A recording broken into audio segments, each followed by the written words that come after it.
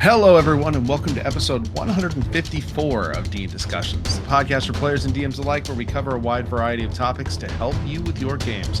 I'm your host, Ryan Reeder, and with me, as always, is my good buddy, Ben Bumhoffer. How are you doing tonight, Ben? I am doing pretty okay. How are you doing? Good. It's we're recording slightly late. Sometimes scheduling happens, and so sometimes we don't get it out on Monday. We get it out on Tuesday. So it's Monday. It was an entirely selfish reason this time too. So yeah, but it's all good. Feeling pretty good. Lots of fun stuff to talk about. Very excited to talk about the UA that just dropped a few days ago. So, but first we've got a little bit of news we wanted to cover. One of the big ones being that for those of you who use maps in D&D Beyond, they just added character sheets into maps, which is actually a pretty big deal, not having to do tab swapping constantly. Yeah, it's actually really cool. Have you had a chance to try it out or look at it yet? Yeah, and even as the DM, you can actually click on the little character icons and pop their sheets open really quickly, which is really awesome for quick reference. And I just went to go look at it, and the page isn't loading because that's fun. Is this one gonna load? Oh, this one loaded. Okay, cool. Yeah, I did play with it before and everything, but it's essentially, if you've ever played like either with the app or like on the website on your like phone, it's exactly like that. So then you have the different bits that you can click to like go to your spells, your actions, background, just all the different tabs that you would on your normal character page. But everything pulls up and is right there, and it is fantastic. I absolutely love it.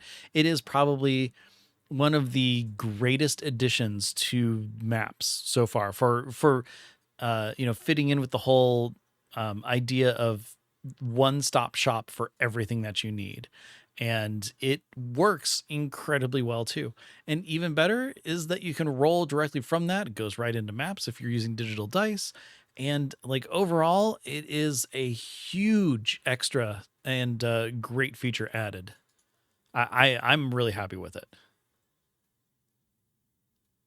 Yeah, it's pretty cool. But we are very much at Owlbear Plus type level for strictly D&D things. If you're using D&D Beyond, right? Obviously, the appeal diminishes if you're not using D&D Beyond. But for those using D&D Beyond, as far as if you're not jumping into like a Foundry or a Roll20 or one of the more larger, fully featured, more complicated virtual tabletops, if you're using D&D Beyond and you're online, this is it. Yeah. Like I think we've pretty much finally arrived at I can recommend their maps tool across the board at this point.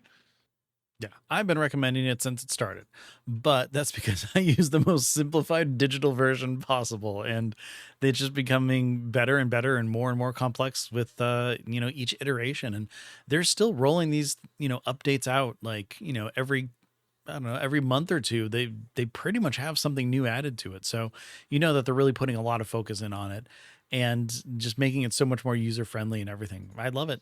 It's absolutely fantastic. Yeah, very, very cool. So if you're interested about it or that you use maps, go check it out if you didn't know, because very cool new feature. Yeah. Since we waited, we actually got in on news because we waited. So obviously D&D has announced some of their future roadmap here recently. We've got our seasons that are going to happen. The season of horror coming first with the new Ravenloft book, and they actually just dropped it today for pre-order. So the Ravenloft, The Horrors Within, the book itself will contain 16 domains of dread, 17 dark lords that are fully statted, which is super cool. Mm-hmm. 7 subclasses, 4 species, 4 backgrounds, 11 feats, 68 monsters, and 47 maps, including 28 digital quick play maps for the maps VTT. So that's super cool. A lot of content, almost 300 pages. So this is a very fully featured gameplay expansion book. They have this obviously in several different pre-order forms. They are advertising, of course, their ultimate bundle, which is a It's ultimate. ultimate price, eye-watering $150, which comes with the digital physical, and then it also comes with some physical maps.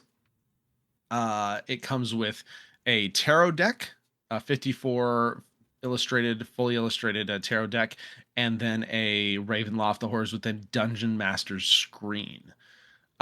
So few extra things, not necessarily my cup of tea for $75 more than the next most expensive bundle, which is just the regular digital physical bundle.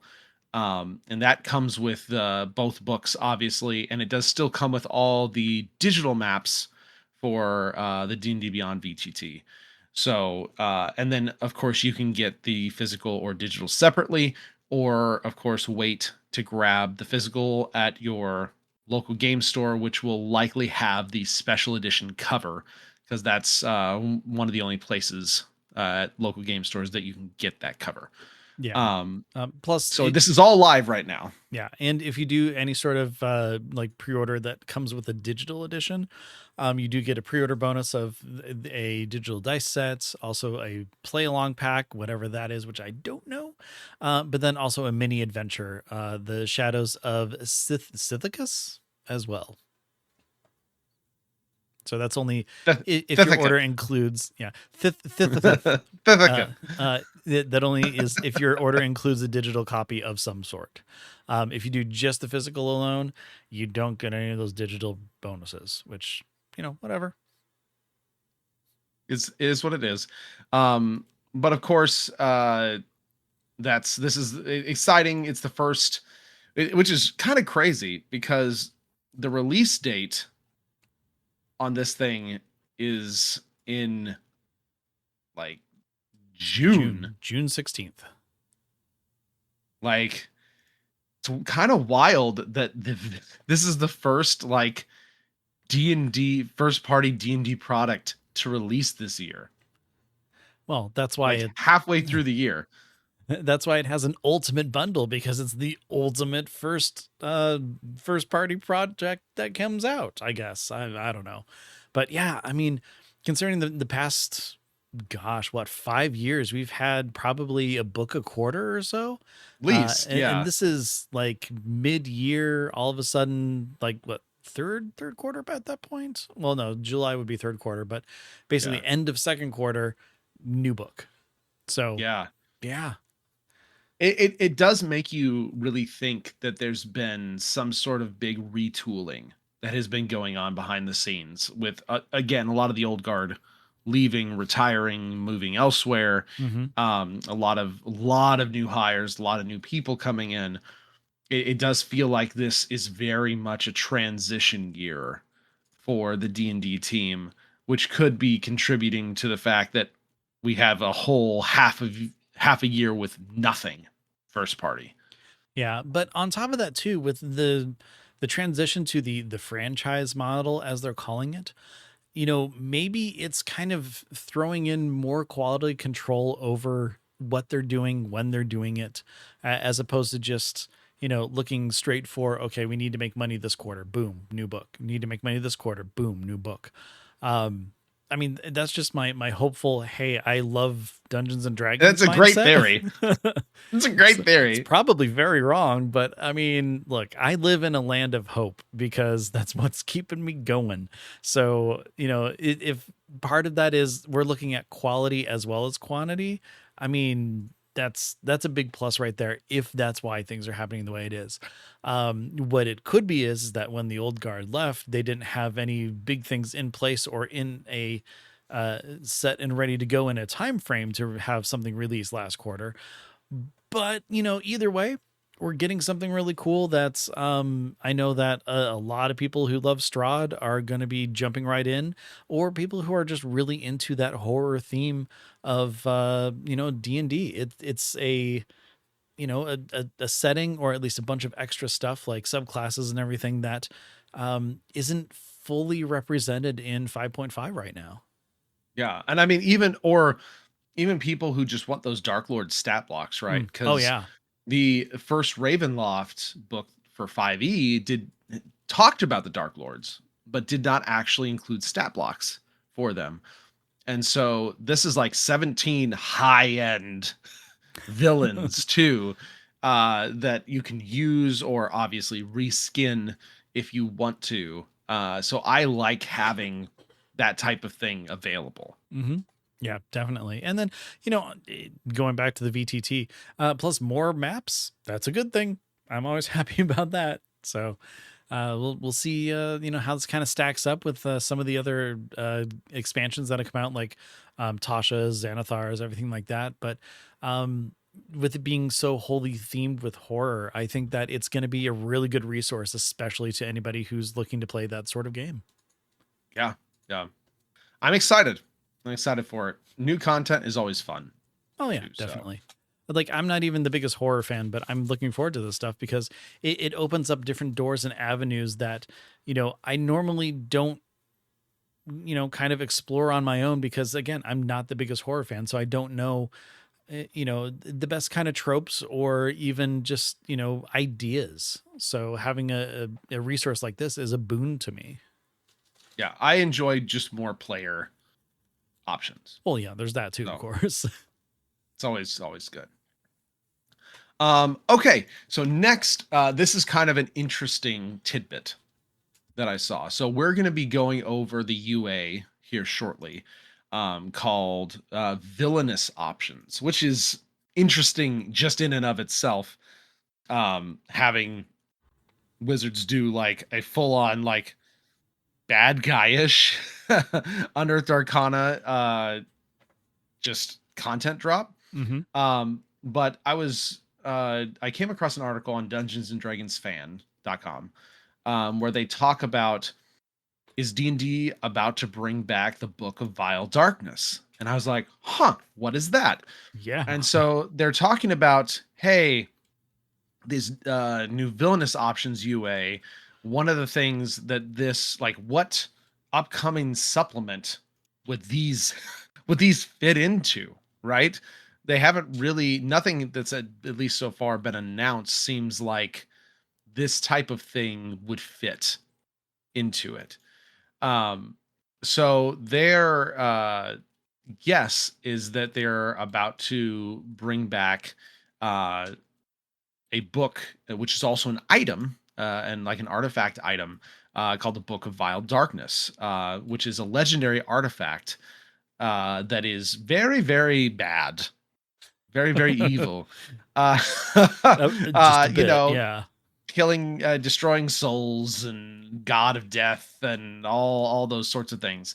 But originally, apparently, it was the actual Book of Vile Darkness has been a staple of D&D since the early days of the game, originally appearing in the 1979 Dungeon Master's Guide for D&D First Edition, and later mentioned numerous other supplements and adventures over the years, often being associated with Vecna, which, of course, Mm-hmm. why Makes not? sense. Makes sense.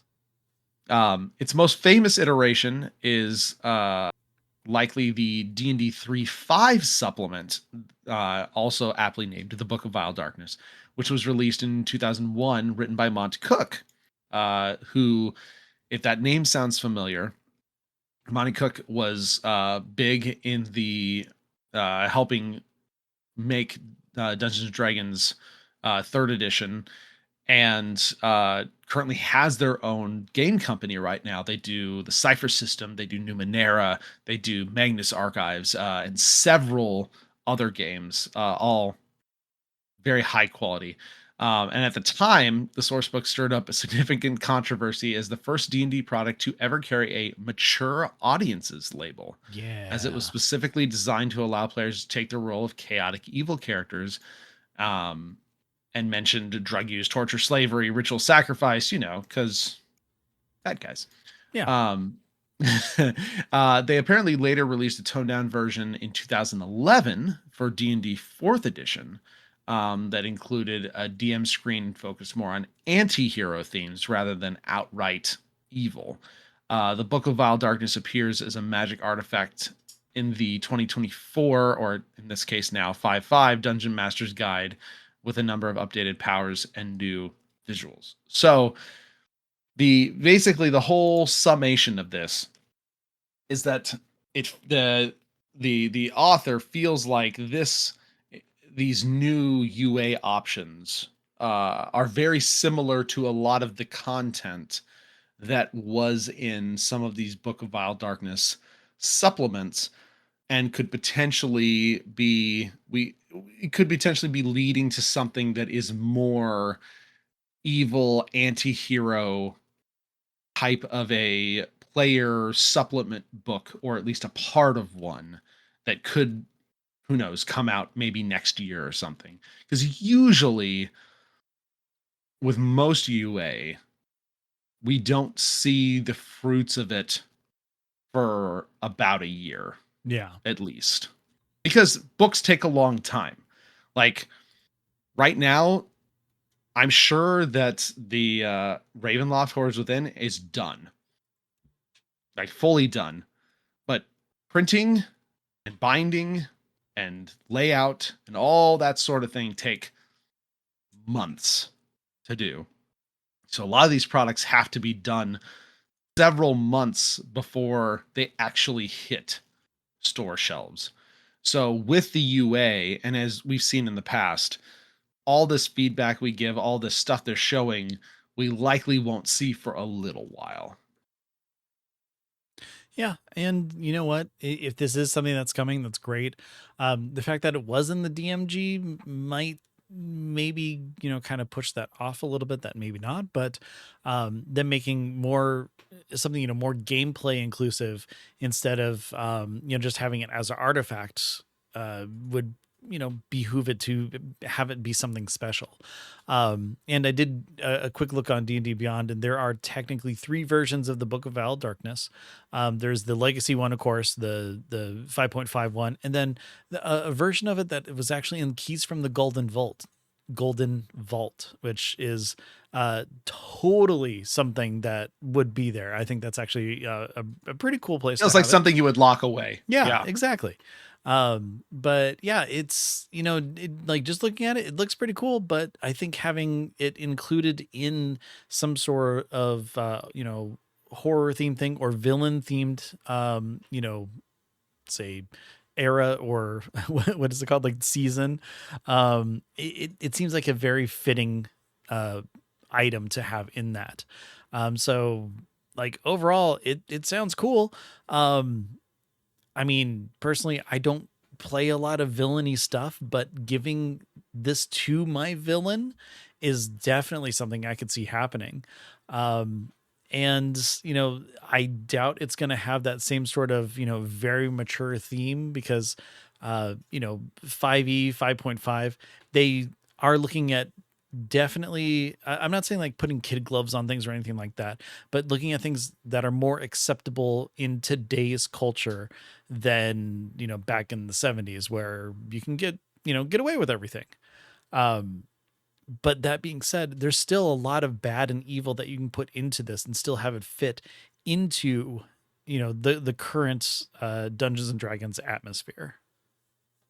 Yeah. Yeah. So I just thought it was an interesting observation, because I don't know a ton about D&D historically as it pertains to previous editions. Mhm. And I've been very much a almost exclusively 5th edition since I started playing. So I don't know a lot of the history. I don't know a lot of the older supplements and such they did. So it is interesting read. And obviously we'll have the article linked in the show notes on dndiscussions.com if you want to read the whole thing. There's a lot more information in there. Speculation about the book, about the history in the other previous editions. So it's worth a read for sure. Look, I gotta tell you, this item is really cool and wicked. Like destroying the book. Basically, it allows pages to be torn from it, but any evil lore contained in those pages finds its way back into the book. Usually, when a new author adds pages to the tome, so that stuff just comes back. If a solar tears the book in two, it's destroyed for 1d100 years, after which it is reforms in some far corner of the multiverse. And then, lastly, this is just crazy cool. A creature attuned to the book for 100 years can unearth a phrase hidden in the original text that, when translated to Celestial and spoken aloud, destroys both the speaker and the book in a flash of radiance. However, as long as evil exists in the multiverse, the book reforms 1d10 times 100 years later. So this thing is just there no matter It's what. basically almost impossible to actually fully get rid of. Yeah, but you can cool. sacrifice yourself to get rid of it for a really long time. Yeah, this is funny. Like, what is it? The Book of the Dead or something from Doctor Strange. Mm-hmm. Basically, there's a version of it all across the multiverse because it's so evil and bad. Yeah, this is cool. Like, as far as evil artifacts go, this is cool. And now that I really know about this, I don't know, I might have to throw it in for something that my, some evil thing somewhere is doing it. This is great. I love this. Anyways. Also, kind of going off the speculation route, Polygon had a really interesting article that I was reading earlier called D&D is scaling up as a franchise, and that means going back to how 5e started. So it talks about if you play D&D in the early years of 5e, every time and ever took the time to look at the credits section for adventure books, you may notice a weird detail. Some of these products were designed by publishers and studios outside of Wizards, including 5e's first campaign supplement, Horde of the Dragon Queen, which was designed by Kobold Press, who you may have heard of before. Princess of the Apocalypse was designed by Sasquatch Game Studio. Both Out of the Abyss and Sword Coast Adventures Guide were designed by Green Ronin Publishing. This outsourcing practice was abandoned starting in 2016 when Wizards began designing all the D&D products in-house, but that may no longer be the case. As a job post on LinkedIn was spotted by Dungeons & Dragons fanatics, showing that Wizards is looking to recruit a TRPG publishing lead for D&D, whose responsibilities include being the creative lead for externally developed D&D content, including adventures, campaign materials, guides, and artwork. This seems to imply that Wizards' plan for the future of D&D includes a return to the outsourcing model that kickstarted 5e. Obviously, a single job and job description doesn't fully solidify that happening. But it is certainly a very interesting thing because there are a lot of really good third-party developers who are creating some pretty incredible content. I mean, even further down, it talks about Justice, who's a former independent game designer who worked on several IPs and authored popular D&D books such as Planescape. Has been promoted to the game design director. And he knows the world of TTRPG publishing outside of Wizards very well, having worked with third-party publishers including Critical Role, MCDM, Beetle and Grimm, etc. And moreover, D&D Beyond has recently started to include third-party content on the platform, showcasing products from quote-unquote rival publishers such as Chaosium and Paizo. So I think this is really interesting, and I like it a lot. Because one, doing something like this can allow you to create more content. than you could do with your in-house staff. And two, you get creative direction and creative minds much more outside of your pool uh, to potentially get some really interesting stuff. And three, this is we talked about this a little bit, but this is basically the analogy of your Major League Baseball farm teams, Yeah. right? Uh, Doing things like this can really help develop talent so that maybe eventually, as you're looking for good people, you have all these awesome studios that have made official content for you that you published, and you can bring some of these developers up into Wizards proper, which is honestly a really good idea. And it gives aspiring designers and writers a really clear path to working for Wizards if that's their goal, right? Or even for going from freelance to working with one of these really big third party publishers. Because there are a lot of really good third party publishers. We're seeing it on Kickstarter all the time. These $1 million, $2 million plus tabletop RPG campaigns, many of them for fifth edition, um, hundreds of thousands of dollars a quarter are going into these third party publishers making these other products. Why Yeah. would you not want to kind of bring that in house? And honestly, if you're Wizards, get a share of that profit, right? It does make a lot of sense, especially for some of these larger companies. And again, I think it makes a lot of sense to start that partnership with the third party option of bringing their products into the third party D&D Beyond. And I think also underscores their like fervor and need and direction to really rework the D&D Beyond backend so that they can support more of this. No, I completely agree. But, on top of that too, bringing in, outside talents and freelancers and stuff into this is always been a boon because it gives a different perspective. It gives a different idea of storytelling and everything.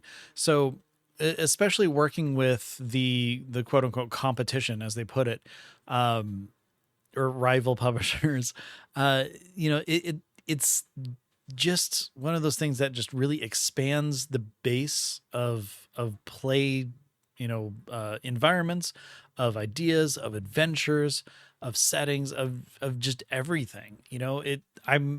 I've always been a big fan of, definitely diverse storytelling because you get so much more out of that. So bringing in people, or just going third party or whatever, just opens up that talent pool so much more and gives us all kind of the best in that regard, as opposed to just, oh well, so and so works at this company over there, or they're a competition, we're not going to work with them. It's kind of like how some of the coolest stories for like Marvel and DC are when they team up, or when you see talent go from one to the other and they tell stories using the different characters and stuff. It's the idea that, you know you don't just hide away in your own little hole and then just only tell the same story over and over again.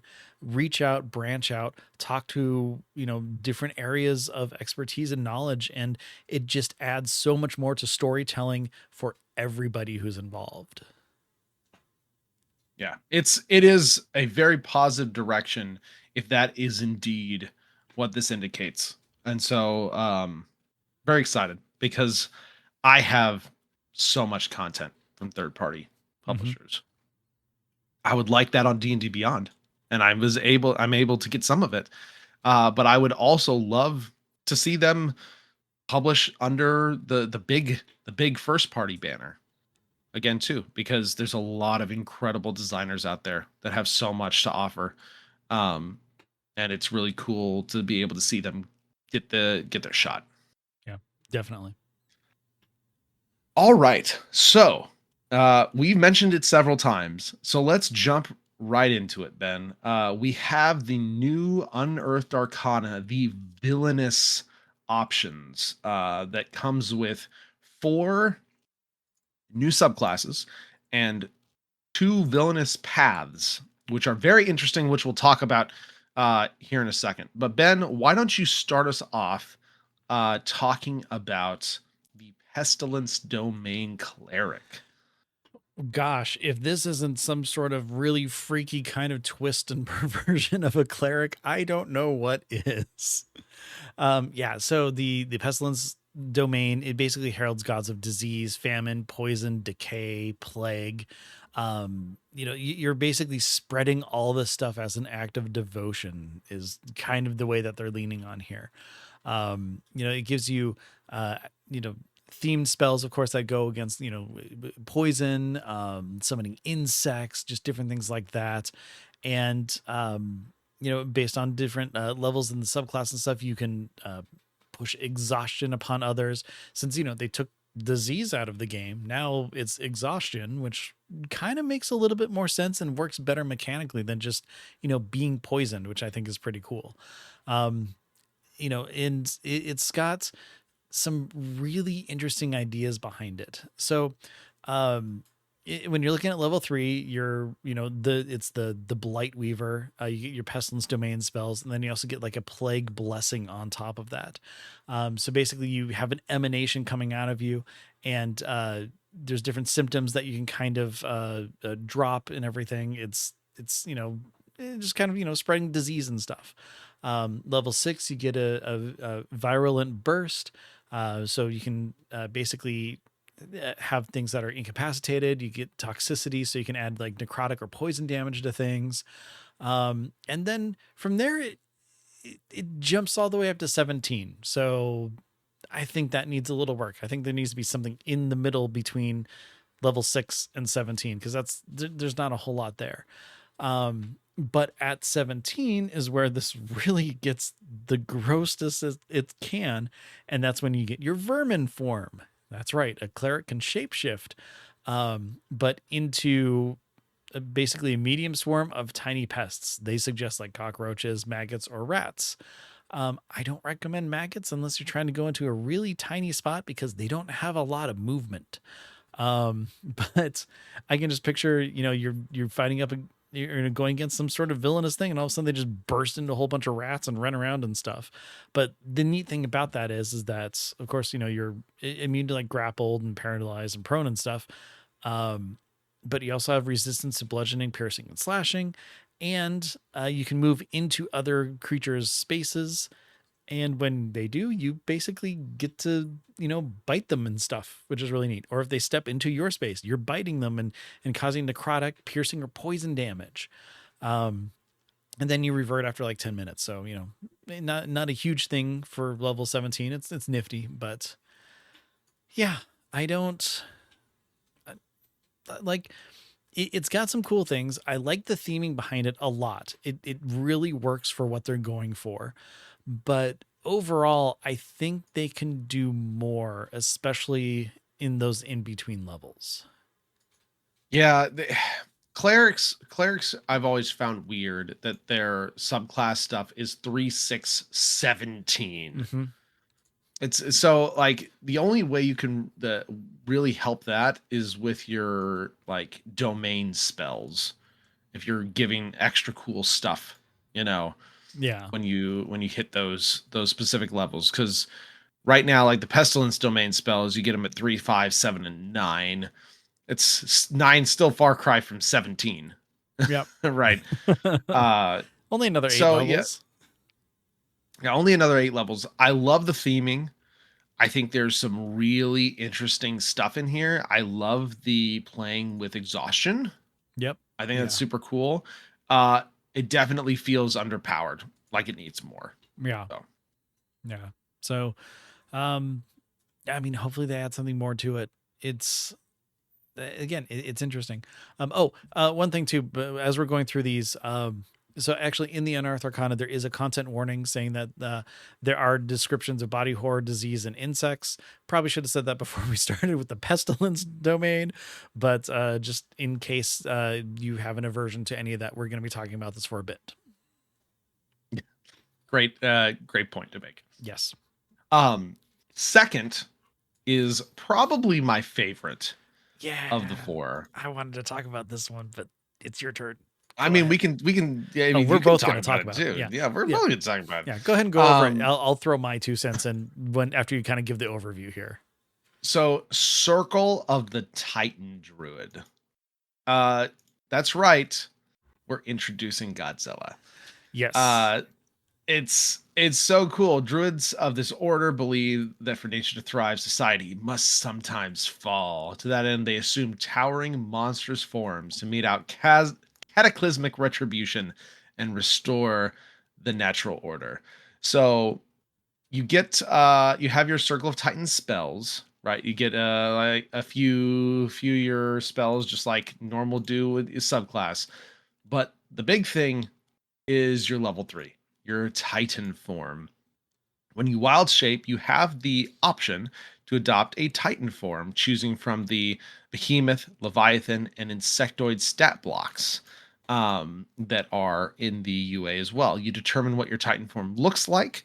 You can roll on or choose from the Titan appearance table, so it's got some like different suggestions for what your appearance looks like. And basically your Titan starts at or sorry, when you get to you start off as large. You start off at large. Yes, that's my brain stopped at the station. That's why I'm here to back you up. Yeah, took a water break. You start large.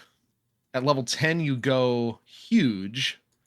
And at level 14, you go gargantuan. Yes. Which is like we're talking like dragon plus size for a player character. Yeah. Like that's really cool. this is pretty dope.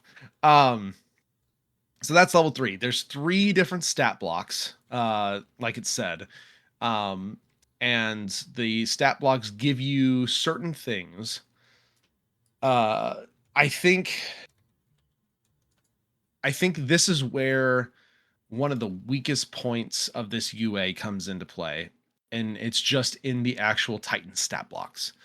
Right now, you get basically your AC plus a certain AC 11, 10, or 8 plus your Wisdom modifier, and temp HP 2 times your Druid level. That's super, super weak. Yeah. So at most, you're looking at an AC of 15. Yeah. An AC of 15 and temp hit points of max 40. Yeah. Which is at level 20, which is basically nothing. Yeah. Like when you're looking at a large, huge, or gargantuan monstrous form. No, obviously you get your Druid health too. Because the way Druids work in 5.5 is you don't revert. You just go. You can go through your entire health pool.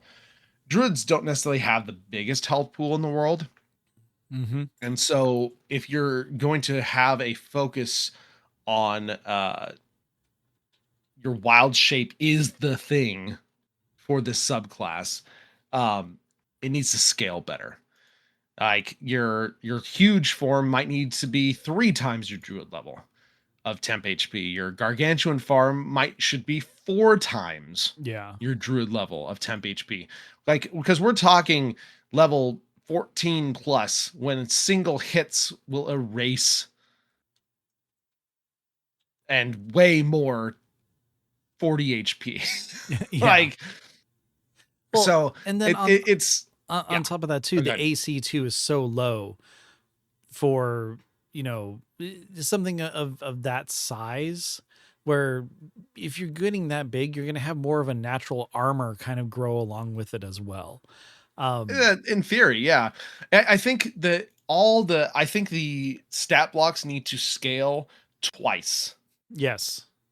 Like as soon as you have your set for large and it scales again when you get your huge, and it scales again when you hit your gargantuan. Yeah, exactly. I think that makes a lot more sense. Well, The actually, other Oh, good. I personally think it should be by level though, like because you can choose what size you go. Once you're able to go gargantuan, you can still only go large if you want to. So, like by the time you're level 14, you should have like the stats for gargantuan, but still be able to be large. Sure. I sorry. I meant scale at 10, scale at 14. Yeah. Okay. Because Just that's one. when you can hit. Yeah, that's when you can hit Yeah. those. Um, And I totally agree with you on that stuff because I mean, if the fantasy is to become a large giant creature, you don't want to be knocked out with one attack. That just it's a waste of an entire thing. Just like when we were talking about when they were doing just the revamp of the druids entirely. The circle of the moon was kind of the biggest contention of all those shapeshifting, so they really have to nail this in order for it to be good enough. Because if I'm level 14 and I'm the same size as an ancient red dragon, which is a CR 24, um, I can see not having the same sort of stats on it, but there's a huge gulf in difference size wise on kind of what we're talking about here. yeah. Yeah. Completely agree. Um, so just to kind of get back to the level stuff, at level 6, so that was level 3, you get all the base stuff. Level 6, you get dire impact, which gives you elemental rend, which whenever you hit with your Titan form's rend attack, you can cause it to deal your choice of acid, cold, fire, lightning, or thunder damage rather than normal. Very cool, flavorful, Yep. and potentially mechanically useful depending on what you're fighting, right? You also get Shockwave. Your transformation upheaves your surroundings you immediately after you assume Titan form, or by taking a bonus action to expend a level 1 or higher spell slot while in your Titan form. You can create a Shockwave in a 15-foot emanation or originating from you. Each creature in the emanation must succeed on a con save against your spell DC or be knocked prone. So very flavorful, very cool. I wouldn't mind seeing some scaling damage Mm-hmm. on this shockwave. Um, Again, I think that's really just the goal of this is scale, scale, scale, scale. It's it's the same with just looking at the regular stat blocks, right? We talked about the HP, we talked about the AC, but at the same time too, I look at the stat blocks and I go, there needs to be more here. If I'm turning into a huge titan, and remember, you're a monstrosity, not a beast. Mm-hmm. So there's a lot of druid thing, and this may be something they need to fix. There's a lot of druid things that work in your beast form, wild shape, that will not work if you are a monstrosity technically. Yeah. So that might be something they need to fix, or I think you need to have these stat blocks need to be bigger. You need to have cooler stuff. So like the behemoth, it has traits. It's siege monster, so you do double damage to objects and structures. Okay, that's cool. You have your rend attack, which is just your spell attack modifier plus it does 1d8 plus your wisdom modifier slashing damage, and at level 5 plus you get to make 2 of them. You get a little breath attack, um and then at level 10 you get one more new thing. When you enter the space of an enemy that is at least one size smaller, that creature is subjected to a saving throw, strength saving throw. The target has the prone condition. If they fail, if they're already prone, it instead does 2d6 bludgeoning damage. That's it. Again, flavorful as heck, Yeah. but like the actual ability to do things in it, bleh. Like, I want to see like 3 or 4 more cool things per stat block. Yeah, like this should be basically giving the player a DM monster to play with a bunch of different random stuff as you grow Yeah. bigger in size. I Like, want to see scaling damage too. yeah, Like, we're talking about level 14 being 1d8 plus your wisdom modifier slashing damage twice. yep, which is That the is same as level 6. silly. That is silly and ridiculous. Again, God, the concept is so cool, but there's no scaling in the UA, which is terrible, and they need more cool things on each of the Titan stat blocks. Yeah, especially the level 10 stuff too. Like you pointed out the rampager for the behemoth and you know, it's cool and all, but doesn't, you know, do a ton. For the Leviathan, it's a toxic stench, which each creature within a 10 feet basically gets 2d4 poison damage. Um, for the insectoid, you're just telepathic with people up to your druid level. Like, yeah, at level 10, I can talk to you and with my mind, even though there's like 100 different things now that do the same exact thing in different classes. I don't know. I just don't think that's super great. Yeah. Um, at level 10, you get the improved Titan form, obviously, where you can go huge, and you also get, while you're huge or larger in Titan form, difficult terrain caused by heavy snow, ice, rubble, or undergrowth doesn't cost you extra movement. Yeah, it's whatever. It makes sense. The huge thing is the big thing about it. And again, there needs to come needs to come with scaling. Yeah. You need to have scaling breakpoints at level 10 and level 14. Um, and then at level 14, you get monstrous appetite. Transformation embodies the big size. You can do gargantuan once per turn when you are huge or larger and hit a creature with your rend attack.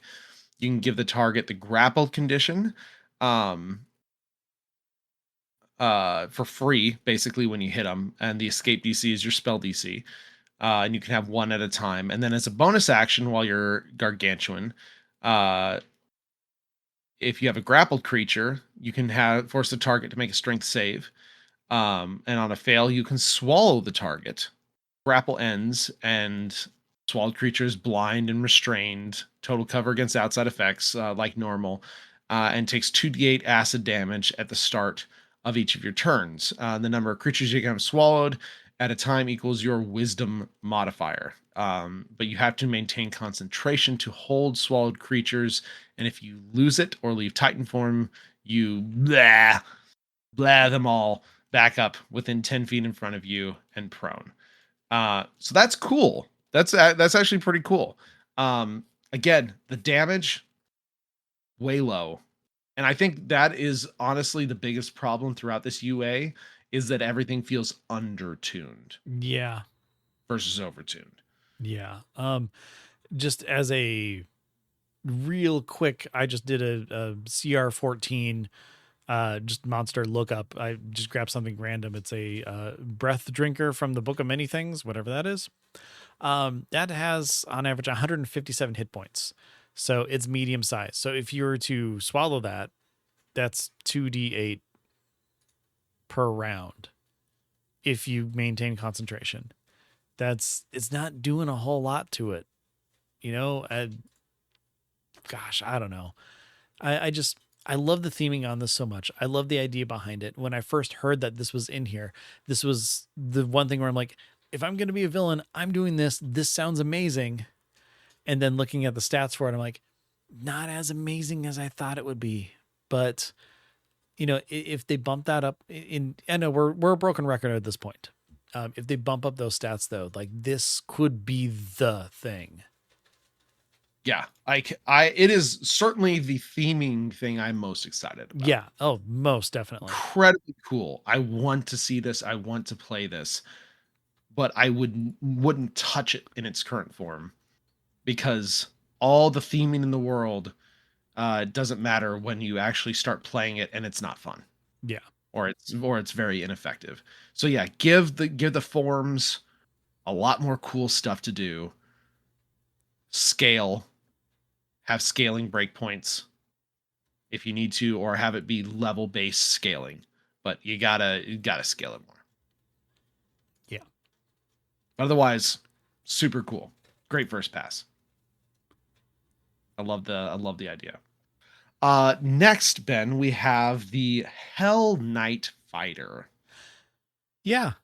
So you want to talk about theming done right? Here we go. This is, I think, definitely a very good theme. The idea behind it is that, you're some sort of knight that's been an anointed champion of the nine hells. Imbue the weapons with hellfire, transform them into glowing hellfire weapons, which is cool. You deal fire damage. You can do like persistent infernal wounds, which could be kind of cool as well. You can superheat your own armor so that it like blasts out fire, and some really cool stuff in here actually. So looking at it, we go right into Diabolical Gift. You get Devil's Sight, which is nice. You get Devil's Tongue, so Infernal, language of the devils, and all that fun stuff. If you already know it, you get something else of your choice, which is great. Yeah, But there's not a then, whole lot of things that can see through magical darkness. yeah, it's like That's cool. some types of Warlock, and that's or if you have True Sight, essentially. But then after that, you get your Hellfire weapon, just right at level 3. So you basically imbue a weapon with Hellfire. It remains transformed for 10 minutes or until you decide, to change it or do something else with it and everything. And while it's transformed, it emits dim light in a 5-foot emanation, and you deal damage. It can be either fire damage or its normal type. So, you get that extra bit. Also at level 3, you give infernal wounds. So basically, you have wound die that you get to use, which is a d6.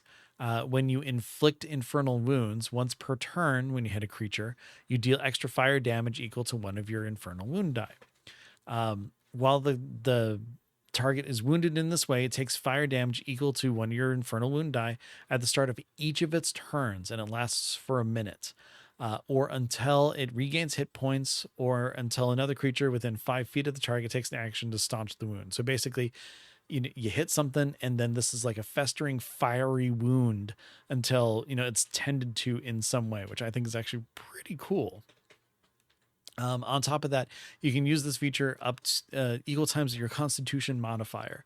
So you get a whole bunch of it, and it resets after a short and long rest, which I think for something like this is really important.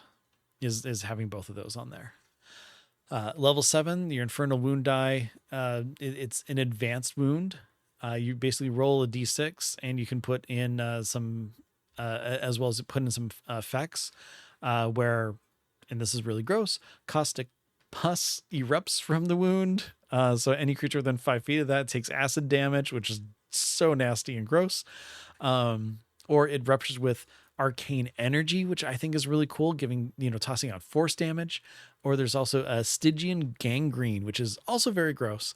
Basically, infernal rime spreads out from the wound, and then they take cold damage. So again, like, theming on it is really cool, and you have like kind of different circles of the nine hells being represented in those different wounds that are popping out.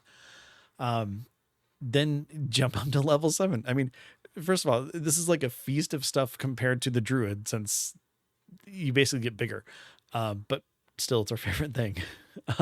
Level 7, you get Hellforged equipment. So while you're wearing armor or wielding a shield, you have resistance to fire, which is great. Damage from your weapon attacks and fighter features ignores resistance to fire damage, which is fantastic when you're playing a character who deals essentially fire damage all the time. If you're going up against something that has fire resistance, you're basically out of the fight unless you have something like this, which is pretty great. Moving up to level 10, you get your Hellfire Surge, which if you're wearing your armor or shield, you can superheat your equipment and cause it to erupt with Hellfire for 10 feet, basically everything in there.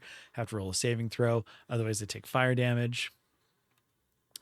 Equal to one of your wound die, which that's a little low if you ask me, but it's, it is what it is. Next up, we have the Blister of Avernus at level 15. Basically, your Hellfire leaves painful, boiling blisters. When you roll a 6 on your Infernal Wound die, you roll another d6 and then just add the damage on top of that, which is pretty great. We're all about the pain. Yeah, pretty much. Pain. Then we jump to level 18, which you got two different effects here. The Hellfire Condemnation, which damage from your Hellfire weapon or your Infernal Wound reduces a creature to 0 hit points. Its soul rises from the river Styx as a lemur into the 9 hells. Basically into a level you choose of the 9 hells. And it can't be revived unless a wish spell is returned to bring it to life, which... That's just flavor on flavor right there, which is pretty great.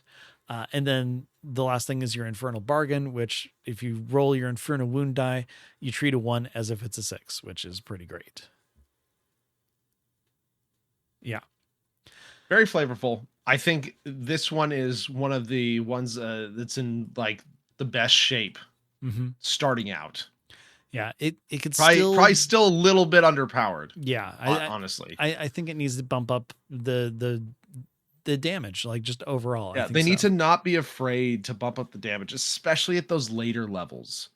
Yeah. Like when you're talking level 15, level 18, heck, level 10. Right? Like you need to don't be afraid to bump up the damage. Well, a little bit. Like, and the thing too with the level 10, the Hellfire Surge, that only happens when you do your action surge. So you only get that like explosion once until you get an action surge again, which personally I think they need to, give it the amount of times as your, I don't know, strength modifier, constitution modifier, something like that. Something not tied to your action surge necessarily. Exactly. Because I mean, you do get those back on a short rest, I think, but even so, I think that if I'm looking at you're myself, only going to be using that once per fight. Yeah. If I'm looking at myself as a Hell Knight, I'm going in just fire, just blazing and burning. And like, that would be my fantasy behind it. And I think that surge needs to be in there more than just, the once per fight. I agree. Again, don't be afraid to let people do cool stuff. Yeah, exactly. That's my biggest thing. That's like where all my homebrew rules come into effect is do more cool stuff. Yeah. I like that. Then I can have my monsters and my villains do cool stuff too. Yeah. Like cooler stuff. Don't be afraid. I like this UA feels like it is they're just trying to get out of the box a little bit. It's trying. Yeah. It's just like go all the way, guys. Go all the way. Go crazy. Really, like overall, I'm so happy with the theming on all of these so far. Like the ideas behind them are so good. It's just the numbers not adding up to where I think they need to be. But then again, I haven't successfully like physically play tested any of these. I'm just basing it off of, what I see when I DM and also when I play. When you look at like, which is fair. Yeah. When you look at just a base monk can go in and deal tons and tons of damage. And then you have this Hellfire Knight, which is a fighter, this extra little bit of damage that it can do, it doesn't seem to add up near as much. And, I would want to put them at least, kind of on an equal or more equal playing field. I agree. But again, very cool. Love the theming. Yes, definitely. Our final one is you've heard of draconic sorcery. Well, try out demonic sorcery. Sign me up. Summon the powers of the abyss. So this is basically the corruptive magic of demons courses through you, making you a conduit for the infinite layers of the abyss and their horrors. Your gift might stem from a distant demonic ancestry, a fated encounter with a demon that cursed you, or a brush with dark hunger of the abyss.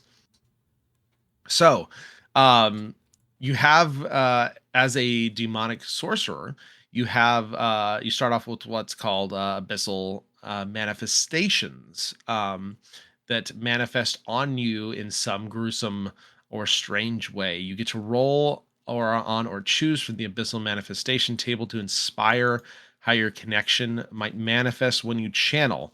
So examples are your flesh bubbles and froths like a toxic bog. Very, very descriptive person who wrote this. Your fingers or other extremities discolor as if frostbitten. You grow a second head. I love it. It says this has no impact on your game statistics, other than you have a second head. Yep. But yeah, so it just kind of gives you examples of what you can do. At level 3, you get Abyssal Rupture. When you spend at least one sorcery point as part of a magic action or bonus action in turn, you can unleash one of the following magical effects of your choice once per turn. A Demonic Lash, which just does some extra slashing damage. And if it's large or smaller, allows you to pull it 10 feet closer to you. Big fan. I love positioning abilities and spells. Fiendish Carapace, until the start of your next turn, attack rolls against you have disadvantage. That's pretty big. That That's is what I would huge. do That's every powerful. time. That is powerful. Yep. You also obviously get demonic spells. So like all the caster subclasses, you'll get 3, 5, 7, 9 different spells at different levels. At level 6, you get Abyssal Aura. When you use innate sorcery, you can infuse the chaos of the abyss into your surroundings. While this use of innate sorcery is active, reality warps in a 10-foot emanation originating from you, filling the area with a demonic effect. You get to roll on the abyssal table to determine the effect. And if it requires a saving throw, it equals your spell save DC. And once you use this feature, you can't use it again until you finish a long rest. But you can also restore it by spending 2 sorcery points. No Which action is required. cool. This is cool. I love the resource usage. It's just like you get it back for free at a long rest, or if you want to expend resources, you can recharge it. Super cool. I love those type of things. So things like sticky webs, caustic ooze, terrifying screams, enthralling spores, poisonous foliage, and enervating bones. Just lots of really cool, very flavorful effects that you Which can get off of this aura. I would like to say that each of those that causes damage scales with your sorcerer level. What? Yeah. Crazy. Scaling things? Crazy, I know. At level 14, you get Abyssal Conduit. Your Abyssal aura goes to 20 feet instead of 10. And whenever you would roll on the Abyssal effects table, you can roll twice and choose which of the 2 effects you want to use. And if you roll 2 of the same number, you get to choose whichever one you want. So, little bit of chance, but turns it kind of more into strategic, which I really like. Lets you control it a little more for the situation. So that's super cool. And then at level 18, you can cast Summon Fiend without a material component. You can cast it once without a spell slot, and you regain the ability to cast it when you finish a long rest. And when you cast it in this way, you must choose Demon, obviously, for the Summon Fiends type. So overall, very cool. Yeah. Seems to on paper scale decently. Lots of flavor, lots of super fun effects. Big thumbs up Yeah. for sure. I like it a lot. It's not as, I don't know the right word. I want to say tidy. That's not right. It's not as blatant as some of the other subclasses that we have for the theming, but it still works. And I think it works really well because, demonic sorcery and stuff, I think it would kind of be a little bit more subtle until you actually take action or do things. Um, like if you just look at the abyssal manifestations, those are things that you can like cover with cloth or robes or wrappings or something like that, which I mean, unless it's a second head, then maybe that might be a little bit hard. But it's like something that you can like it's still going on and it's still like underneath the surface, and you're kind of hiding that demonic nature and everything. And then all of a sudden, when you're letting loose with your spells and everything, these crazy effects are going on and happening and stuff. I think that it works really well to be kind of like low key. Yeah, I'm a sorcerer. a demonic sorcerer. So, it's just kind of fun that way. Yeah, I like it. I like it a lot. Very, very cool subclass. Really quick, I just got to say, abyssal Oh, fissures mar your flesh, revealing windows into a vast demonic realm. I don't want windows into a demonic realm just on my skin. That is freaky and cool all at the same time. yeah. I mean, it's one of those just like I stare into your soul type Yeah. things. Well, the hole in my shoulder is staring into yours. Fun stuff. Oh, fun stuff. And finally, we have something that is pretty much new to Yeah. 5e in a lot of ways. Something we've seen in previous editions that might be what you consider like prestige classes or, heroic paths or something like that. Um, but in this case, we have paths of villainy. Uh, this section has two, Path of the Death Knight and Path of the Lich. Each path represents a selection of feats that represent a character's transformation into one of these two villainous archetypes. So this is super, super cool and interesting, and I like the way they're doing it. So they're basically making a set of feats that are progressive, Mm-hmm. right? You have to take the previous one before you can take the next one. Um, that kind of allow you to spec into through your journey, because obviously you can only take these when you hit a level, an ability score or feat level for your Yeah. character. Like 4, um 8, 12, 4, 16. 8, 12, yeah, 16, 20. So it's really interesting the way they've done this. But yeah, Ben, you want to talk through Death Knight a little bit? Yeah. So the idea is that, you're basically going on your whole Death Knight journey. It recommends, a couple different things if you want to roll from the table, just, how you started your journey, how you fell from grace, whether, abandoned your companions in battle, betrayed a loved one, intentionally harmed an innocent, which I think that's a pretty big one, made a pact with a malevolent entity, such as a demon lord, also a big one, offended a benevolent god, or violated a sworn oath. Like, this would be so perfect for an Oathbreaker paladin, like absolutely perfect for that. But the thing is that it doesn't have to be. In fact, both of these have nothing to do with actually the specific class. They do have, certain requirements, but not a specific class. So, for example, the Path of the Death Knight feat, so in order to be a Death Knight initiate, you need to be level 4. So, of course, your first feat that you get to choose, not one that's like handed to you in character creation. And then you need a weapon mastery feature. So for a Death Knight, you need to be a martial class that has some form of weapon mastery. That's it. So that could be paladin, it could be barbarian, it could be, well, anything else with a Fighter. weapon mastery. Yeah, I Yeah, don't. yeah, yeah. Yeah, don't need to go through all of them. But basically, you choose that feat, and then you increase your strength or charisma, and then you get death points. So basically, your ability to use powers is represented by death points. You have a number of death points equal to your proficiency bonus, and you regain all of them on a long rest. Your death points are used like basically along the path for this first feat. Dread Strike, you always have Wrathful Smite spell prepared. Charisma is your spell casting ability for this, which that's really handy because if you're a class that doesn't have charisma in it, that 1 point that you get could help bump you up, work for that. And then when you expend death points to cast Wrathful Smite, the target has disadvantage on wisdom saving throws to avoid or end the spell's effect. You can also cast the spell using any spell slots you have. So depending on kind of where you go, you have this extra smite spell that you can use your death points in.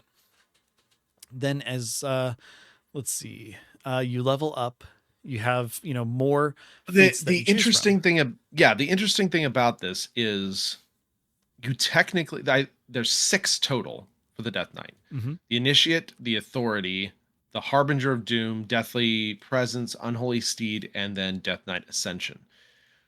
You technically can't take all of them. No. Like you only could Unless get 5 technically. yeah, unless Unless you you have a want to DM turn it into an epic boon or who's something. yeah, giving it to you for some other reason or some other point. But Yeah. But the interesting thing is the capstone, the Death Knight Ascension, only requires level 12 and then 2 previous feats. yeah, So so the the initial earliest you one, could get there at level 12. yeah. So you have your Death Knight Initiate, which you need to take first. Actually, do you? Yeah. Okay. So yeah, so you Yeah, need you that have to initiate take feat it first. first. And then from there, you can choose the Dread Authority, the Harbinger of Doom, or the Deathly Presence, or the Unholy Steed, at that point. Um, and I think that's a really interesting way to go. Uh, you can hit your Death Knight Ascension at level 12, and then at 16 and 20 you can choose 2 more of them if you wanted to. You can choose other things, but basically you get different abilities based on which way you decide that you want to go. For authority, you get Dread Command. Basically you always have command prepared, and same deal, you cast it without using a spell slot if you want. When you cast it with your dread or with your death point, then they have disadvantage on the saving throw. Harbinger of Doom, you get Ill Omen. It's the Bane spell. Deathly Presence, it's the Fear spell. Unholy Steed, you get Find Steed. And then once you finally get to level 12, if you have at least 2 of those feats, so the initial and then another one, your path to becoming a Death Knight is complete, which is pretty great. At that point, you're now undead. You have resistance to necrotic and poison damage. You can't gain exhaustion levels from dehydration, malnutrition, or suffocation. And you get the ability Hellfire Orb. So as a magic action, you expend 1 to 5 death points to throw an orb of pure hellfire at a point you can see. Each creature in a 20-foot radius sphere basically makes a dex save. Then they take 2d6 fire damage and 2d6 necrotic damage. And of course, if they Per save death half point. as much. Yeah. So So up to 5. So that's pretty technically cool. up to this is what I call damage. Yes. This is what and this is remember, this is a level 12, potentially a level 12 thing. This is potentially a level 12 thing. We're talking 5 death points. We're talking 10d6 fire and 10d6 necrotic. Like that feels good. That feels impactful. That Yeah. feels scaled well. And just hurting. So much hurting. I mean, Yeah. you throw 5 death points into that, and that's 10d6 fire, 10d6 necrotic. That's just overwhelmingly a bad day. Yeah. Even at Yeah. half So damage, that's a bad day. that's awesome. That's exactly the kind of thing I want to see. And remember, that's 3 feats. Mm-hmm. It's 3 feats. It's not even subclass. That's 3 feats. Yeah. So I think yeah, that is a don't be cool afraid to way. bump up your subclasses a little bit. Yeah. Um, on top of that, though, I think that's a really cool way to have this extra path of essentially technically a secondary subclass. And, Yeah. basically, if you want, especially if this is a goal of yours, for your character progression and everything, talk to your DM about this. And you can really look at some fun ways to incorporate this into the story as you're going through and leveling up. Instead of just choosing new feats, you can really, have your 100%. character growth go along with this in a very cool way. Yeah. And it's exactly the same for the second one, which is Path of the Lich. Um, you basically start with the Lich Initiate feat, and then you have like another, was it 1, 2, 3, another 3 you can take, and then the Lich Ascension Mm-hmm. that is takeable. So you can technically take all 5 of these ones. Yeah. Which is really cool. But essentially, you start at level 4. and you have to have spell casting or pact magic to be able to take this. Again, just like the marshal taking the Death Knight, caster takes the lich. But this could also be an arcane trickster rogue, if you really think about it. Yeah. I wouldn't recommend it. There's a It few wouldn't work out too well. There is but... a few subclasses that would allow you to do this as well. Yeah. But you get to pick you get to create a spirit jar, which is super cool. When you get the Lich Initiate, you choose a tiny object of great significance to you, and you can spend a long rest, anchor your soul to the object, allowing you to consume the souls of the living to bolster your own power. Yeah. Ooh, boy. You can only have one spirit jar at a time. If you create a second, the old one's destroyed. Your spirit jar has its own armor class and number of hit points. And if it's destroyed, you gain 2 exhaustion levels, and you can't use the Siphon Soul ability until you create a new one, which is cool. That makes sense. And Siphon Soul is basically when you reduce a humanoid enemy to 0 points, you can consume its soul and gain a boost of arcane energy with no action required. On your next turn, the first creature you hit with an attack takes extra necrotic damage equal to 1d6 plus your spellcasting ability modifier, and you can also gain this benefit if someone else reduces a humanoid enemy within 10 feet of you to 0 hit points. And a soul consumed in this way can only be restored by true resurrection or wish.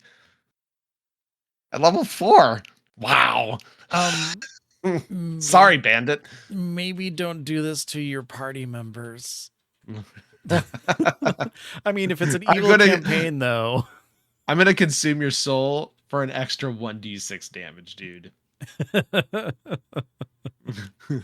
Oh, that'd be so evil. I mean, if going into it, like, okay, if we were back playing +5 when we did our evil party, I would so do this. And if someone did that to me, I would be happy. I think that would just be absolutely fantastic at that point. Oh gosh. Once you pick the Lich Initiate feat, you've got several more that you can pick. And they're all these are become available basically at level 8. Mm-hmm. All the feats also, and I think we mentioned this a little bit, for the Death Knight and the Lich ones, do give you +1 to an ability score modifier. So you get that kind of half ability score modifier, which is nice, that it still bumps that up a little bit. Yeah. So with Death Knight, it was strength or constitution or charisma. Whereas with this Lich, one, it's int, wisdom, or charisma. Yeah. So you have Arcane Restoration, which basically when you use your Siphon Soul, you can choose one or more expended spell slots to recover. They can have a combined level equal to no more than 4. And once you use the feature, you can't use it again until you finish a short or long rest. Very cool little addition. I love the whole idea. Take a thing, make it get stronger as you go, and being able to recover like 4 level 1 spell slots, 2 level 2s, a 3 and a 1, or a 4. Very handy. Yeah, that's handy, pretty cool. Powerful too. Yeah. The next one is Transfer Life. When you use Soul Siphon to consume a soul, you can choose a creature within 60 feet of yourself to gain temporary hit points equal to your proficiency bonus plus your spell casting ability modifier. So again, the damage and the temp hit points, not huge things. Wouldn't mind seeing a little bit of scaling, as we're talking about these things being level 8 plus. But very cool. Undead Grasp, which gives you paralyzing touch. You know the chill touch cantrip. If you already know it, you learn another cantrip of your choice. When you deal damage with chill touch, you can expend a level 1 or greater spell slot to attempt to paralyze the target. They take an extra 1d10 necrotic damage per level of the spell slot expended. See, scaling, love it. Love it. Very good. And must succeed on a con save against your spell save DC or have the paralyzed condition until the start of your next turn. I love this. I know we've talked about this probably way back at this point, but I like short-term paralysis type things, not long-term. Not long-term. So having the You just lose one turn. Unless they get Is hit again. Yeah, it's a much better way to do things as far as the enjoyment and fun factor for Mm-hmm. both, especially for the players or the DM. But so yeah, you got a bunch of little things that can buff up your consumed soul, and then finally at level 12, as long as you took the initiate and at least one more other path at 8, you can take Lich Ascension. So you can become a Death Knight or a Lich at level 12, which feels decent. Obviously, you're not at full power for Yeah, either of because you them. just Uh, turned. yeah, but it's still you're above 10. I think that's fairly legitimate. Yeah. You become undead just like the Death Knight. You gain resistance to necrotic and poison, and you don't gain exhaustion from dehydration, malnutrition, suffocation. You learn the fear spell if you don't already know it, and you can cast the spell without expending a spell slot a number of times equal to your spell casting ability modifier. And you regain all uses when you have a long rest. And then you also get rejuvenation, where if you die, this is super cool. You reform in 1d10 days if you have a spirit jar and aren't revived before then. You gain a new body appearing with all your hit points in the nearest unoccupied space within 5 feet of your spirit jar. Yeah. You Um, freaking lich. and the fact that you get to use that paralyze, or sorry, the fear, as many times as your spellcasting modifier, that's pretty cool. Because if you're really pouring into your abilities, that can be 5 times. That's a pretty big number there for a fight. That's 5 rounds of fear if you really want to. Free fear. But it's funny because when I first saw this, I'm like, oh, this is so great. And then I saw level 12, like what you get. I'm like, oh, but you don't get this. You're not this super duper powerful lich. But no, that's actually kind of perfect because, you're only level 12. You're newly formed into a lich. And the thing that I like about that the most is that, one, how many times have we talked about how there isn't a lot of, high end, fourth, like later fourth of levels gameplay and stuff. So level 12 is a really good kind of endpoint to really hit the end of your story to, reach your goal of becoming a lich. On top of that, you do get that whole, oh, you die and then you come back. That's kind of the whole point.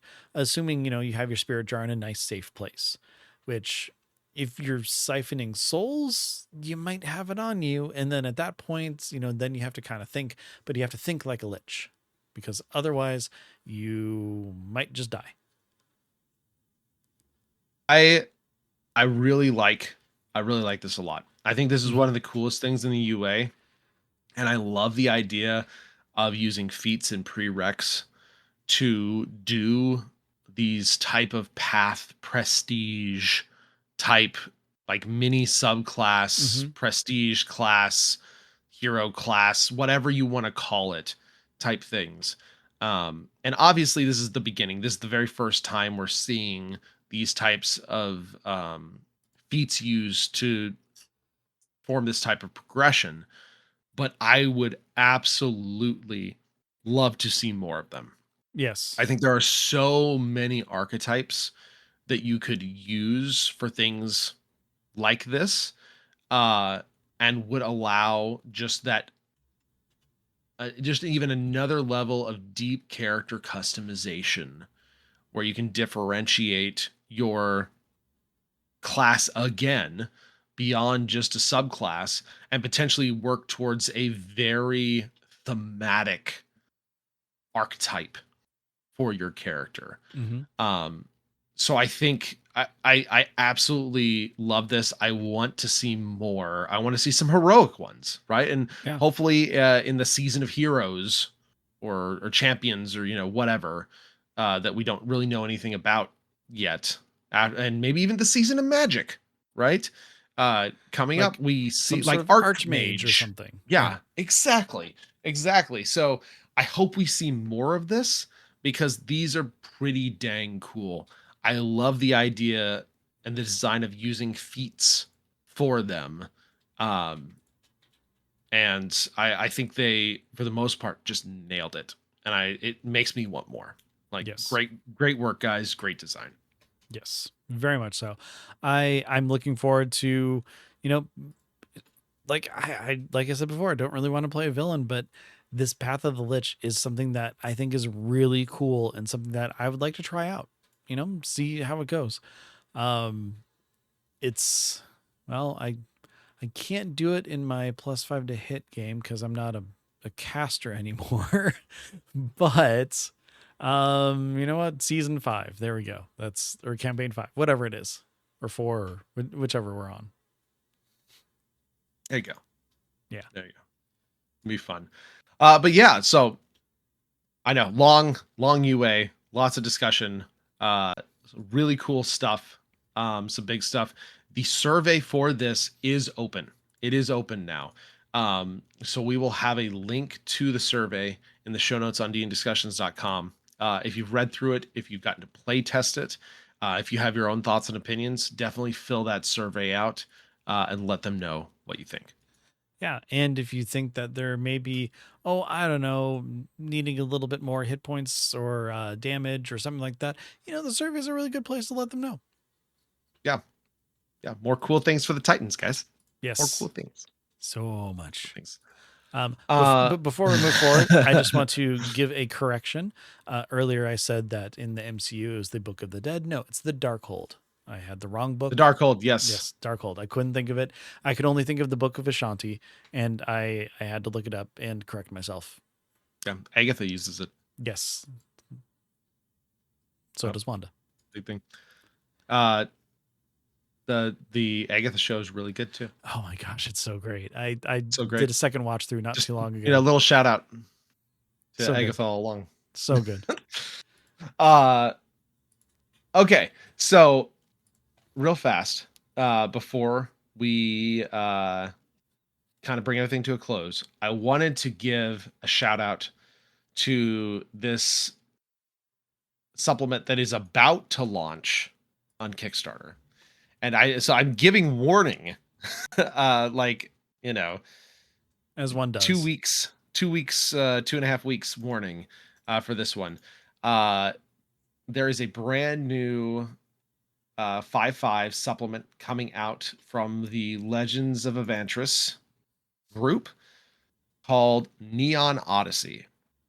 And this is a space opera in D&D. They describe it as a 1,400 page space opera trilogy for D&D 5/5 coming to Kickstarter in May. I believe it is May 5th that they are going to launch it, because apparently most Kickstarters seem to launch on Tuesdays. That is a thing, apparently. Huh. They have one of the coolest trailers that I have ever seen for a D&D supplement launch. They have custom animation and a song that was written for it. It is freaking amazing. Like saxophone solo and all. It is very very cool. Very very cool. Um I don't it just I don't know. My brain just latched on to this. Like, I love the theming. I love the idea of a really highly produced, well done sci-fi skin for 5/5. Mm-hmm. Um, they are going to have apparently lots of custom rules for like spaceships, space combat. They have re-skinned every single class to a new one for this Neon Odyssey kind of world, as well as one or two new full classes, and then of course new subclasses to go along with everything. Um, very very cool.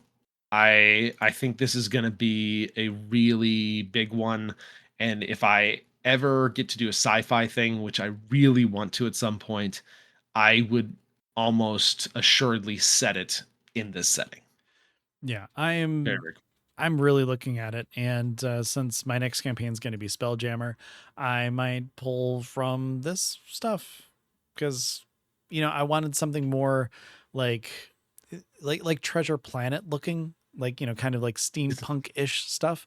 This is like way more into like if Treasure Planet was in the 80s. But it's still Yeah, a little there's a higher tech. yeah, there's still a lot that I could probably pull from, and at least maybe, tech that down a little bit to the setting that I'm going to be going for. But like overall, you're right. I mean, we just saw the video. There's no specifics in it, or not a ton, but it looks like a lot of fun. Yeah. Uh, it's Legends of Avantris too. Um, So lots of fun there. it'll be very, very high production values. Yep. Very high production values. And as far as I'm concerned, this is one of the reasons D&D Beyond is getting a back end rework. Would love to see this go to D&D Beyond for sure. Yeah. Okay, so we will have a link to that on the show notes at dndiscussions.com if you want to check the trailer out and follow the Kickstarter, which will be launching here in just 2 or 3 weeks.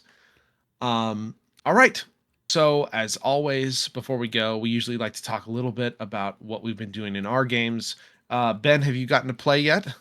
No. Have you set a date? Are you thinking about it? I'm on the verge of setting a date. So baby, it's coming. But I will say that this Saturday, though, our local game store is doing D&D game again. They do it, generally about once a month. And I don't know if you remember or not, but I told you about the Disney themed game that Nevermore and I played in. Yes. The DM's running it again, and we're joining it again because, again, there's so many branching paths in there that it's going to be. I'm looking forward to it. My character this time, I decided to really pull from the wings, and I am going to be Hyacinth Hippo, one of the ballerina hippos from Fantasia, and I'm going to be Fantastic. the College of Dance bard. So I'm planning on having a lot of fun with that. Beautiful, love it. Love it. And you know what? The fact that GIF just happens to be a species is perfect because, hey, I got a hippo that I can just automatically pull from. Right. I don't have to just randomly kind of pick something else and try to theme it as best I can. So love it. I'm excited. It's like I've wanted to play a College of Dance bard since they were announced because I thought it'd be really interesting. So I'm really looking forward to it. I'm basically going to be an unarmed bard who's dancing around and also casting random concentration spells while I do it. So it's going to be pretty cool. Yeah, I cannot wait to hear about it. Oh, I can't wait to tell you about it already. That sounds awesome. You, however, have you had a chance to get back to the table? I know that you've had a lot going on with everything in game and out. So were you able to I mean, I have mainly downtime sessions. We had 2 of them that basically were bridging the end of an arc, the beginning of a new one. Mm-hmm. We're going to be taking a little break because of busy stuff right before, like the school year ends and stuff. Yeah. So we're just going to take a few weeks off. But they were able to get a lot done during the downtime. Just lots of really good RP moments. But just kind of settling after the big fight. And just, shopping. They're in a big city. So they're not killing giant monsters and stuff for loot all the time, like you might in a normal dungeon crawl or an overworld campaign or whatever. So part of what the difference is you're in a giant city that has access to a lot of stuff. You can go buy stuff. So that's part of how the rewarding stuff works. Made some custom magic tattoos, which is super cool. So yeah, lots of fun. The big thing I'm really excited about before we get back to my home game is and I talked a little bit about this, our RPG weekend is coming up this weekend. And I'm going to be playing 5 different systems over 2 days, which at 4 of them, which will be brand new. Very cool. And Magnus again with most of the same group and the same GM. and the session is actually kind of a sequel ish to the one we played before. Very cool. So I'm extremely excited for that one in particular, but I'm also really excited to learn several new systems as well. We'll be doing, I think it's called Fabula Ultima, which is like a kind of like a JRPG type thing. Pirate Borg, which is very exciting. I've been wanting to do that for a while. Mothership, which is kind of like a horror alien type type game. Mm-hmm. And then one called Raptor Ruckus, which Ooh. is Jurassic Park ish. So yeah, very excited to try uh, those all 5 games, but those 4 new systems as well. And so I'll definitely be able to talk about that next time we record. Very cool. When you play Raptor Ruckus, make sure your character knows how to program and operate in a Unix system. I Yeah. hear that that's important. Very important. Very important. And gets their cardio in. Oh yeah, definitely. Big time. We got to get the cardio in. Well, I look forward to that, but that is not now. That is soon. So until then, we will bring our episode to a close. Thank you, everyone, so much for listening. Ben, why don't you tell everyone where we can be reached? You bet. If you're listening to this and you're like, well, gosh, that was a really cool episode, but I really can't wait for the next one. And I need to know when it comes out so I can hear about Raptor Ruckus and playing as a ballerina hippo and, everything else. Well, guess what? The easiest way to hear when we have our new episodes out is to follow along on Blue Sky. You can find the show at DN Discussions. Ryan is at TBK Zord, and I am at Ben Bumhofer. Or join our Discord, because we usually post and say, hey, new episodes there. Or if we don't, because sometimes we're a little late on that, people will talk about the new episode, and then you can find out that it's there at that point. So either way, those are great ways to do it.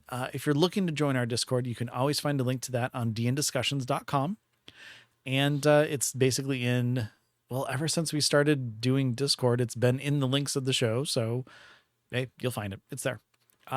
If you want to reach out and, tell us about some of your stories, the Discord is a great place to do it.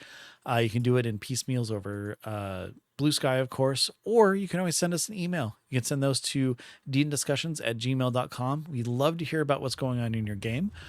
Or any of those places, you can always reach out and, ask questions, give suggestions for show topics, or just, interact with our community, which is full of some amazing, great, fun people. If you've been listening to this and you're like, gosh, I bet they don't even play D&D at all because, I didn't listen to the last 10 minutes or so when they talked about games that they've been playing. Well, guess what? You can actually hear me play D&D on +5 to Hit. It is a actual play podcast where I play Caladan, the barbarian dragonborn. I have a lot of fun playing him. He's pretty cool. But take a listen to that. Enjoy it. I do. Or don't enjoy it. Either way, I do. Doesn't matter. But this show, though, DN Discussions, again, you can find everything on dndiscussions.com. We've got links to everything there, as well as every single episode we've ever done. Or, of course, listen to it on your podcast player of choice. And I'm all over the place today on this outro, so I'm just going to keep going. Ryan, it has been an absolute pleasure talking to you. I'm so glad that we were able to talk about this newest Unearthed Arcana with all the really cool, fun stuff that's coming. Listeners, thank you very much for listening. Thank you for all your support. And until next time, everybody, roll high. And for gosh sake, be good to each other. It's the easiest thing to do. It's so true. Be kind. Take care. And we'll see you soon.